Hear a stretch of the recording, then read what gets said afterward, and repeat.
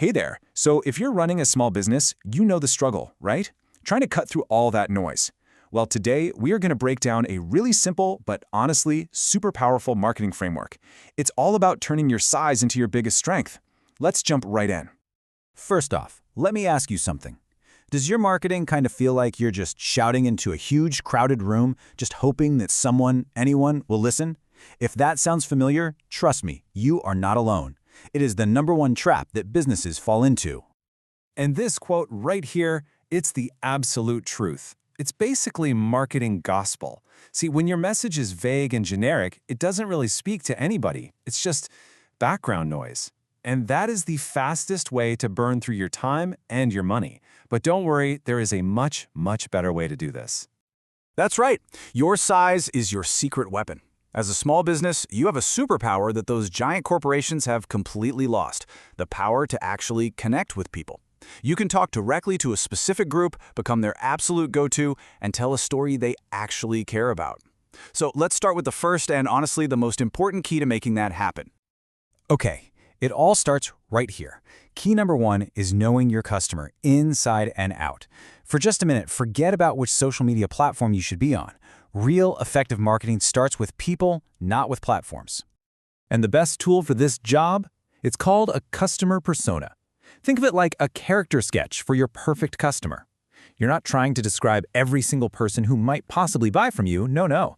You're painting a really clear, focused picture of the one person you most want to talk to. For instance, let's meet Maria. She's 38, she owns a cafe, and she is stressed about rising costs. Her goal is super simple. She just needs more local customers walking through that door. And we even know where she hangs out online. She's scrolling through Facebook and Instagram. All of a sudden, Maria isn't just a faceless customer, she's a real person we can actually talk to. Now, on the flip side, let's look at Andre. He's 29, lives in a completely different city, works in tech. He cares about one thing above all: convenience, speed. His problem isn't rising costs, it's wasting his precious time. And you'll find him searching on Google Maps and getting ideas from TikTok. See? Marketing to Andre would be completely different than marketing to Maria. And when you lay it out side by side like this, the difference is just crystal clear, right? Their goals, their frustrations, where they spend their time online, totally different worlds. This is why personas are so powerful. They tell you exactly where you need to be and what you need to say. And you know the best part? You do not need a huge budget for this kind of research. These tools right here are fantastic, and they're all free to get started with. Google Trends shows you what people are actually searching for. Answer the Public gives you the exact questions they're typing into Google. And places like Reddit and Facebook groups, oh man, they're absolute gold mines for understanding people's real-world problems. So once you know who you're talking to, the next step is to master your niche. This is how you stop competing against everyone and instead become the only logical choice for a very specific group of people. Just look at this comparison. Restaurant. I mean, it's so vague, it's almost meaningless. You're competing with every single place that sells food in your city. But a vegan lunch cafe near universities? Boom! Suddenly, you are the perfect, most obvious choice for a very specific and probably very hungry audience. Here's another great example. A general marketing consultant, they're a dime a dozen. But if you're the go-to expert for Facebook ads for local real estate agents, you're not just another consultant. You're a specialist. You're an investment. That kind of specificity, it commands attention and it builds trust like nothing else. Now, I know niching down can feel a little scary, right? Like you're closing doors and limiting your potential, but actually, the exact opposite is true. I mean, think about it. The biggest brands in the world didn't start by trying to sell everything to everyone.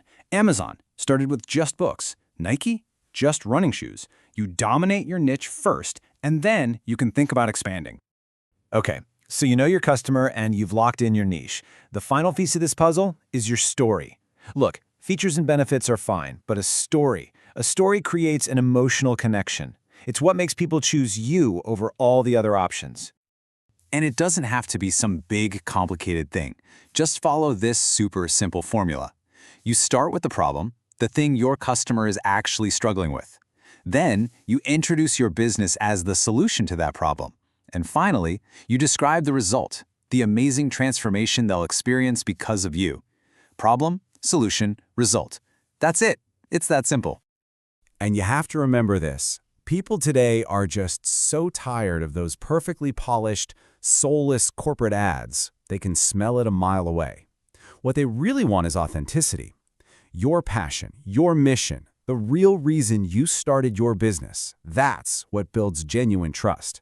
Don't hide behind a logo. Let people see the real human side of your brand. Okay, we've covered the 3 keys: customer, niche, and story. So now, let's turn all this theory into actual action. Here is a simple 4-step plan you can start working on the second this is over. Here's exactly how you can start today. First, just sketch out 1 or 2 of those customer personas. Second, write that quick 3-sentence story. Third, test your niche pitch. Just say it out loud. I help this person achieve this result. Does it sound sharp? And fourth, and this one is huge, go talk to your current customers. The exact words they use to describe their problems and why they picked you, that's pure marketing gold. At the end of the day, great marketing isn't about shouting louder than everyone else. It's about speaking more clearly to the right people. You have something unique and valuable to offer. You've got a story to tell. So the real question is, who out there needs to hear it?